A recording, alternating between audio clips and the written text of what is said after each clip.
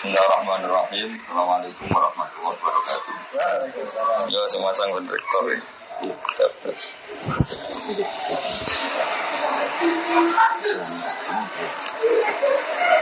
Bismillahirrahmanirrahim. Wassalamu ala rasulillah sayyidina wa ala Muhammadin wa ala alihi wa wala. Teman-teman Unisula yang saya hormati, khusus Pak Rektor. Ini langsung ngaji ya, karena waktunya tidak banyak.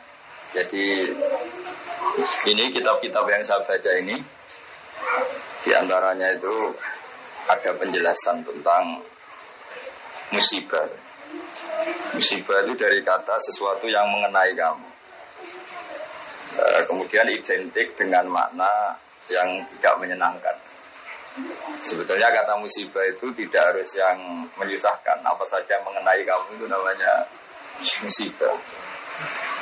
Karena disebut ma'asobaka min hasanatin faminallah. Itu kan dari kata apa saja mengenai kamu, baik itu kebaikan juga namanya ma'asobaka. Makanya terusannya ayat wa ma'asobaka min sayyatin. Jadi kemudian orang itu karena nafsunya besar, kalau yang tidak dikehendaki itu dianggap problem. Ya, kalau yang tidak dikehendaki itu namanya problem. Kalau yang dikehendaki namanya nikmat. Nah, bahasa itu bahasa manusia. Kalau bahasanya Allah tidak tahu. Misalnya Anda jadi panitia ozon, malaikat penjaga ozon. Mungkin kalau nggak ada penerbangan itu mereka syukuran, karena nggak terganggu. Tapi kalau Anda pengusaha penerbangan ya nganggap ini musibah. Jadi kalau kamu nanti ketemu malaikat penjaga ozon, kemurnian lapisan ozon, kamu nganggap, ini susah, gak ada penerbangan, pasti kamu semprot.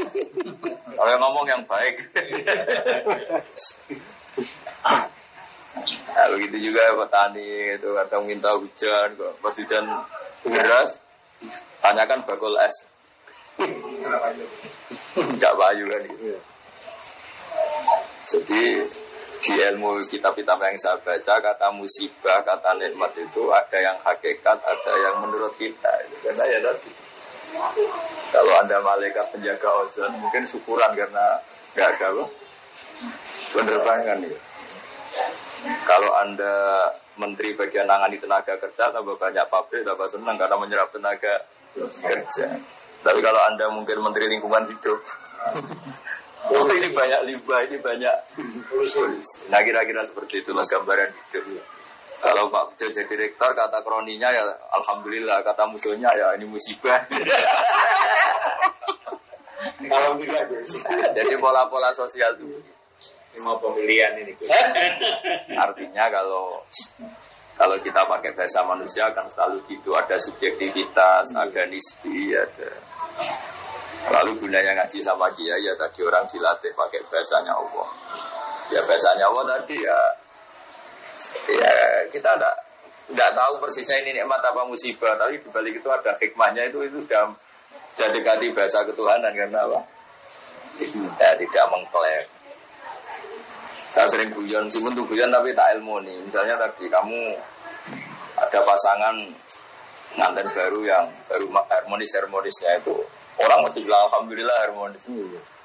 Tanyakan ibunya, itu mulai lupa daratan, lupa ibunya, lupa keluarganya. Kalau harmonis punya sama istri itu pasti. Jadi kalau ada pasangan harmonis, tanyakan ibunya. Menantu jenengan baik enggak? Oh, ngurus ibu june tok lali wong tuwa. Atau tanyakan temannya. Saiki lali konco, saiki lali temen gitu karena saking mesranya sama. Nah, di semua segmen kehidupan itu seperti itu, Pak Bejo.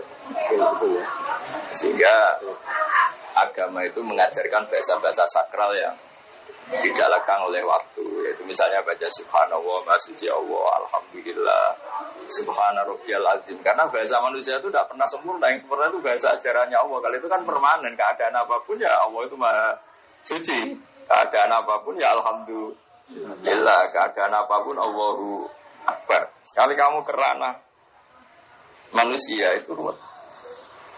Jadi misalnya kalau sebuah negara itu makmurnya orang taat untuk ke masjid, makmurnya orang nakal.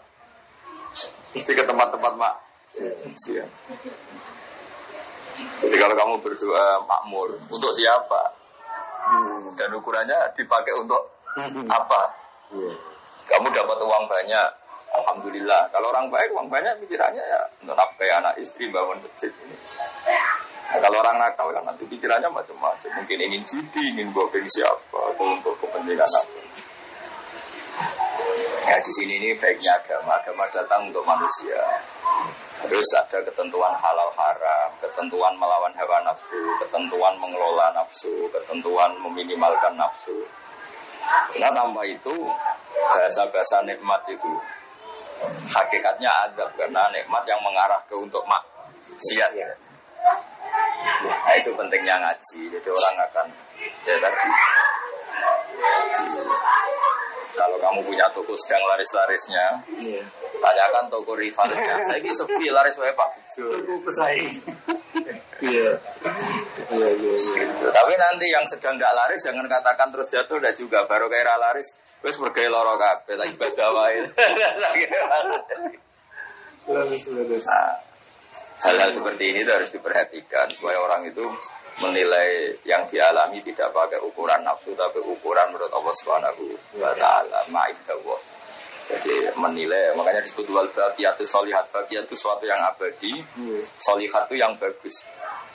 Makanya disebut kalimat thayyibah itu subhanallah bihamdi la ilaha illallah, itu kalimat itu tuh permanen. Tapi kalau kalimat manusia itu tidak permanen.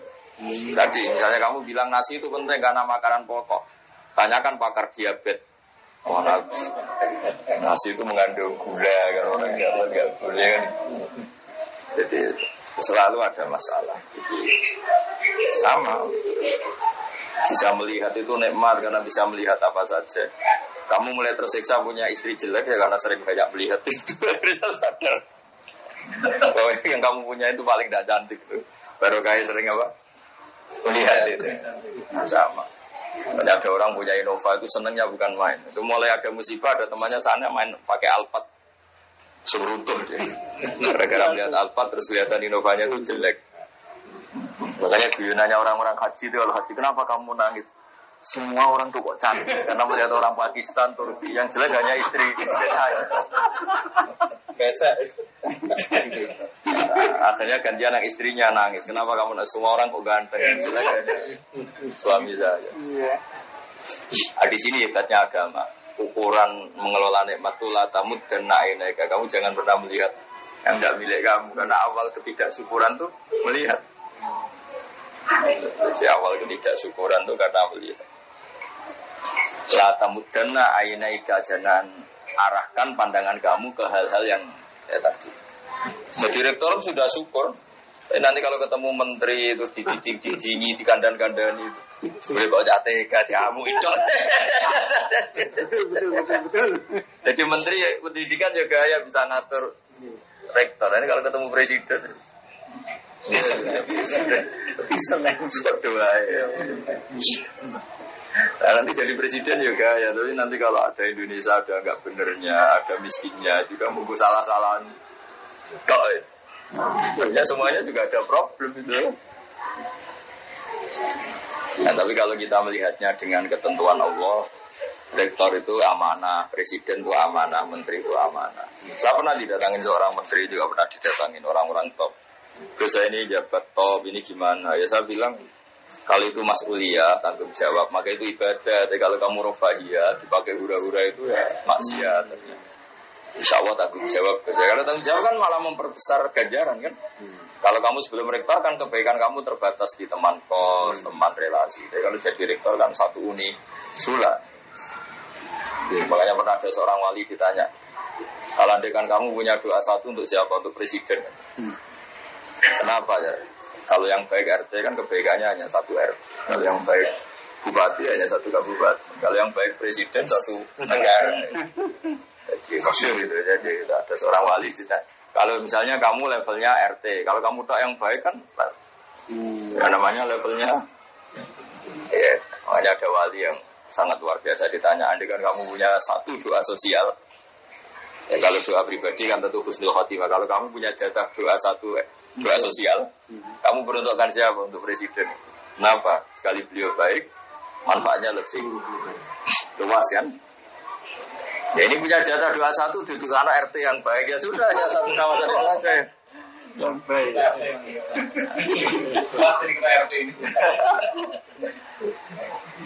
Jadi artinya loyalitas agama ini pada negara, pada bangsa itu tidak diragukan lagi karena di Islam itu ada hukum sosial. Nah, cuma bedanya orang wali sama ndak. Wali itu kan nganggap musibah itu dianggap awal kebaikan karena terus orang kembali ke Allah. Dulu itu orang nggak takut mati. Seakan-akan kalau ilmu medis itu menguasai semua. Gara-gara COVID belum ditemukan obatnya. Banyak yang tawadhu. Kemarin-kemarin kayak ada kematian itu. Udah orang PD-nya hidup. Gara-gara ada COVID. Antara orang awam sama besar sama-sama ngitung hari.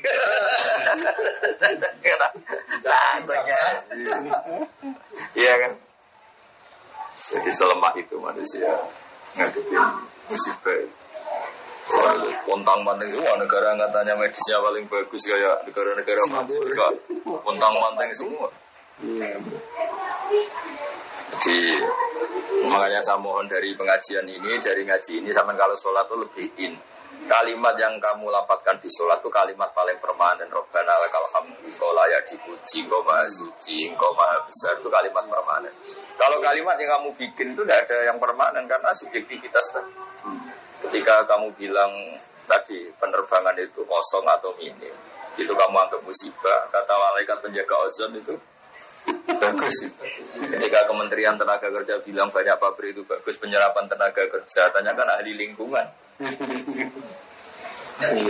Iya, sama di presiden juga sama. Ketika ini jadi presiden, temannya partainya bilang alhamdulillah, tanyakan rivalnya atau musuh politiknya. Rektor juga sama, toko juga sama. Hal-hal seperti ini terus menjadikan wali-wali itu gak bicara tentang makhluk, hanya bicara tentang Allah. Makanya terus toreko itu kan wiridan paling kelima kan Allah. Maksudnya sudahlah makhluk sudah. Bismillahirrahmanirrahim. Subhanallahi fi khawdini alapun sudah semuanya itu orientasinya ke Allah saja, yang lainnya itu biarin gitu. Zarum fi khawdihim yal'abun. Makanya ada sholat istisqa nggak mandi itu karena yang di pojok bakul es. Ini kalau mandi es ada. Ternyata ketika orang lain semangat amin karena sawahnya banyak. Terus ini aminnya tenang. Kenapa kamu tidak semangat? Saya tidak punya sawah, nggak ada hujan juga nggak apa-apa. Saya ini penjual es. Jadi apa ya? Ya gitu itu kehidupan ya gitu. Ini kabar-kabarnya itu kata ilmuwan itu. Lapisan ozon itu membaik itu sekian puluh % gara-gara pengurangan penerbangan. Oh iya, saya kamu bayangkan kayak Singapura, Hong Kong per menit ada, ya kan, yang pesawat-pesawat, yang bandara-bandara paling sibuk. Coba kalau kamu jadi malaikat bagian jaga ozon, rapat terus, gimana ini hentikan pesawat? Mungkin rapatnya tuh udah kopikan aja,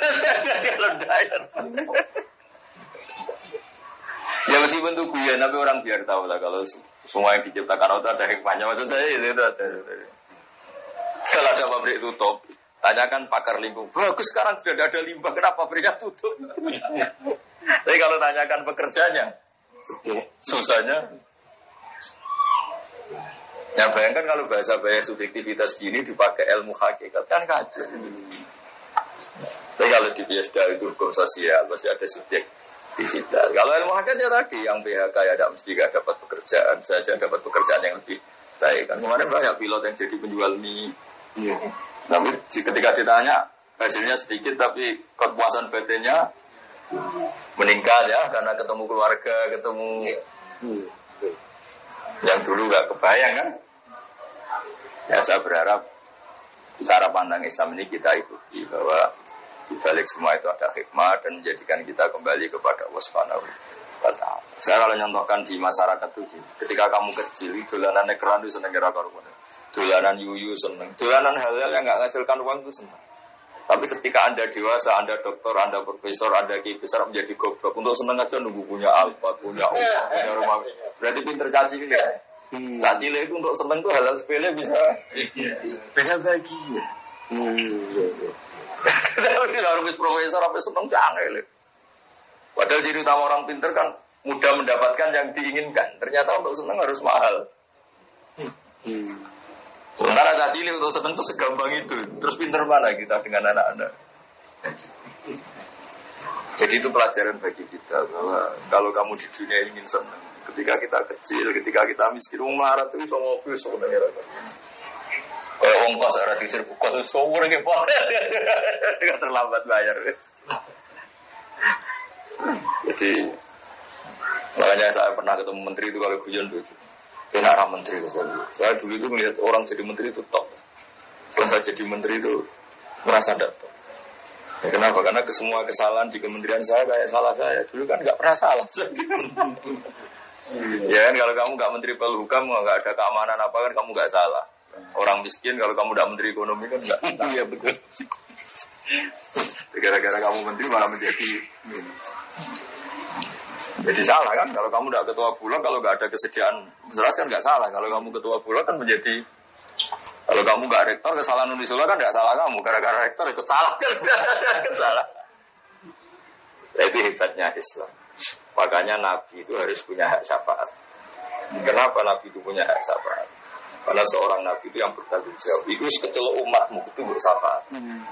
Ya sama. Kalau kamu sudah kadung jadi rektor, ini mahasiswa kamu. Kalau ada apa-apa kamu harus ikut tanggung jawab. Makanya agama ini datang dengan rasionalitas yang tinggi. Kenapa Nabi itu punya hak syafaat? Ya karena beliau dekat Allah itu pasti. Ya karena tadi kita ini kadung umatnya, maka menjadi tanggung jawab beliau. Dan kita membaca sholawat itu bukti kita loyal. Sama seperti mahasiswa harus punya kartu mahasiswa, bukti kalau kita loyal. Sama yang umatnya Nabi juga punya kartu sebagai umat. Itu ditandai dengan baca sholawat. Karena nggak mungkin Nabi nggak tanggung jawab karena tadi. Sebelum kamu jadi presiden, semua camping negara kan tidak tanggung jawab kamu gara-gara presiden, terus kamu jadi tanggung jawab kamu kan? Jadi ya rektor, begitu juga RT.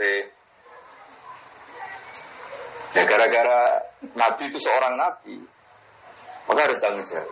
Jadi itu luar biasa. Akhirnya beliau diberi hak syafaat, umatnya yang harusnya menjadi ahli neraka, asal bertauhid dijamin ahli surga. Meskipun lewat jalur apa? Syafaat. Makanya saya minta sama Unisula, sama rektor, sama ketua yayasan, jangan apa-apa itu hukumannya sanksi, apalagi DO. Kalau nggak fatal banget tuh jangan. Karena ciri utama pemimpin itu itu menjaga itu ya tidak mengeluarkan, kecuali yang hal-hal yang ekstrim. Makanya dalam Islam itu jangan mudah mengkafirkan orang. Makanya yang dilawan ahli sunnah itu gerakan takfiri. Karena semangat Nabi itu yang luar dimasukkan, bukan yang sudah di dalam dikeluarkan. Ya kan? Nah, jadi sebetulnya logika itu yang harus kita pakai. Misalnya kita punya anak 5, yang 2 itu nakalnya minta ampun. Mungkin tetangga enak aja ngomong, usir aja pak, anak durhaka itu yang ngomong enteng gitu mesti tetangga sebelah. Bagi kita orang tuanya enak kira-kira rasanya. Itu anakku kan. Sama. Nabi itu nggak terima kalau umatnya dikeluarkan dari Islam karena Nabi sangat mencintai umatnya. Bahkan yang nakal pun Nabi menghentikan itu tak beri hak syafaat. Syafaat tidak ahli KPR umat. Saya punya jatah syafaat untuk umatku saya jelas-jelas itu. Karena semangatnya mengambil atau memasukkan yang luar. Nah, ya kalau anak-anak nakal itu semangat orang tuanya kan benda nih. Enak ya tonggo usul kon ngusir ya. Nah, pola-pola itu yang harus kita perkuat, semangat memasukkan, semangat mengayomi, semangat jaga stabilitas, memanage konflik, memanage perbedaan. Ya tadi, di mana-mana Nabi itu memperbaiki yang kurang baik, memasukkan yang belum masuk. Makanya kenapa aliran-aliran takfiri itu ditentang mati-matian oleh mayoritas ahli sunnah, mayoritas umat Islam. Itu sebetulnya nentangnya itu bukan karena sentimen, tidak logika sosialnya begitu di mana-mana. Ininya kita ini ya kan kita inginnya kan warga Indonesia sing rapati ngaku Indonesia itu menjadi sangat Indonesia. Yang Unisula yang belum Islami menjadi sangat Unisula. Jadi semangatnya itu memasukkan bukan mengeluarkan ya. Ya kan jelas kitabnya udkhulu fisimi kafa. Itu pengumumannya untuk masuk, bukan untuk. Jadi logika kita menentang takfiri, sudah mengkafirkan itu sebenarnya logika umum sebenarnya.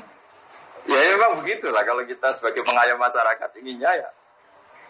Itu tidak ada hanya dalam ahli sunnah. Ya kalau kita ketua RT, ketua RW, kita kiai, kita tokoh, inginnya ya semangatnya merangkul, bukan memukul, bukan. Ya, jadi tadi ya pesan saya kalimat-kalimat thayyibah yang Anda baca di sholat itu jiwai, karena itu kalimat yang permanen. Kalimat yang kamu lontarkan dari diri kamu sendiri itu pasti ada subjektivitas. Nah, itu tidak bisa kamu pakai swan Allah. Yang bisa dipakai swan Allah itu kalimat-kalimat thayyibah tadi, karena itu permanen, kebenarannya permanen. Makanya disebut wal baqiyatus sholihatu khairun inda rabbik. Tapi kalau kalimat yang kita utarakan itu subjektif semua. Bilang sayang istri ya sampai kapan kan pertanyaan. Ya kan? Cinta unisula ya sampai kapan? Nanti kalau ada konflik tawarin kampus lain yang menjanjikan perlu dipertimbangkan juga kan? Apalagi cinta partai ya. Ya malah tinggal mana ya kan malah. Ya kan? Jadi kalau cinta manusia, bencinya manusia itu ya subjektivitasnya seperti itu. Jadi kalau cinta Allah itu ya nggak baik. Walladzina amanu asyaddu hubbal lillah. Kalau kamu mukmin betul ya orientasi yang paling kamu cintai itu Tuhan. Nah sekarang ngaji seperti ini sudah langka. Dikira kalimat-kalimat thayyibah itu kayak mantra, kayak rutinitas itu filosofi. Ya itu kalimat permanen yang bisa kamu tanggung jawabkan depan Allah itu ya Allahu Akbar kalimat. Makanya saya bilang sering memberi contoh itu. Kalau ada semut sama semut pacaran gitu misalnya. Pacarannya itu di daun mangga misalnya. Dia asik sama yang disenangi pacaran. Kata-kata semut kan, saya asik pacaran karena pasangan saya mencintai saya. Sebaliknya bilang gitu. Tapi kalau kamu yang mengendalikan, kamu asik itu karena godong ini ora tak kipatno. Sekali tak kipatno tuntas kan. Yang sama ketika kita punya alfat nikmat, kumpul istri nikmat, makan nikmat. Kata malaikat bagian gempa. Kon gak mau turun sampai aku tak rugi. Tapi kita karena keterbatasan kita sebagai manusia nganggap makan nikmat itu karena makan sate dengan istri yang kita cintai. Tapi kalau malaikat bagian gempa, kuncinya di saya. Apapun nikmatnya yang kamu makan sekali tak goyang.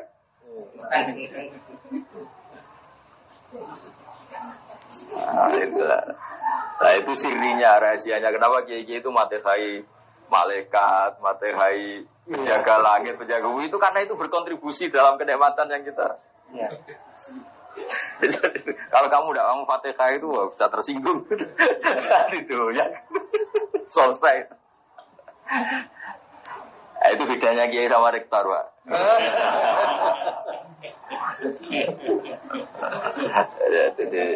Jadi saya mohon semohon-mohonnya kalimat-kalimat thayyibah yang sering Anda baca di sholat, di luar sholat. Itu patenkan di hati kamu bahwa kalimat itu yang permanen aliyah nahya wa aliyah namut. Atas nama kalimat itu kamu berani hidup wa aliyah namut. Atas nama kalimat itu juga kamu sampai ketemu Allah. Wa aliyah numat insyaallah minal amin. Dengan kalimat itu juga kalau ketemu Allah pakai itu. Jadi kamu ditanya Allah, betul, kamu siapa? Mukmin Gusti. Aktivitas kamu bersaksi bahwa engkau itu ala kulli syai'in qadir. Kalau depan Allah, kamu siapa? Rektor Gusti. Mana kampusnya sudah berkiamat kan nggak ada kampus.